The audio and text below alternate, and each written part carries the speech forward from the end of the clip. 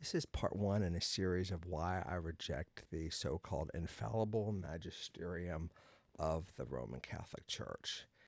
These teachers, they want to be known as teachers of the law, yet they cherry pick scriptures, they ignore other scriptures, and then they say that we have to do whatever they say. There's only two possibilities here for this kind of conduct. Either they're incompetent, in which case they forfeit credibility and they're fired, or they're trying to manipulate and dominate people for some nefarious purpose, in which case they lose credibility and they're fired. So the first example that I'm going to give is divorce. Matthew 19:6. They justify their doctrine of not allowing divorce in the Roman Catholic Church by saying, "Wherefore they are no more twain, but one flesh. What therefore God hath joined together, let no man put asunder." So they cherry pick their verse and they justify it, but they can't be bothered to read just a couple verses down.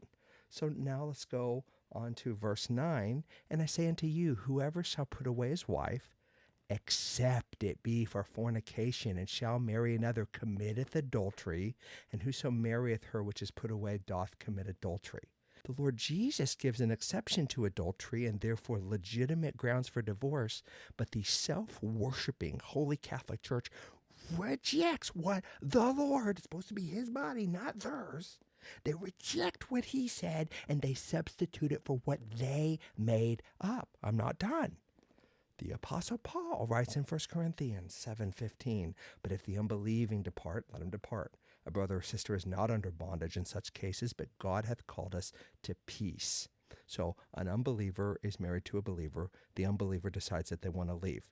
Instead of some rigmarole where you have to go groveling and begging the church, we don't need the church because someone who's actually an apostle already settled the question. And so we do not need one little bit of input from the self-worshiping Roman Catholic Church because the issue has already been settled. And not the way that the infallible magisterium says that it's been settled, which is there is no divorce. We'll just make up annulment and pretend like you were never married. No, Paul says they're not under bondage. It's already been settled by someone who's actually an apostle and not someone who just wants to be known as a teacher of the law and apparently just likes to dominate and manipulate and control people.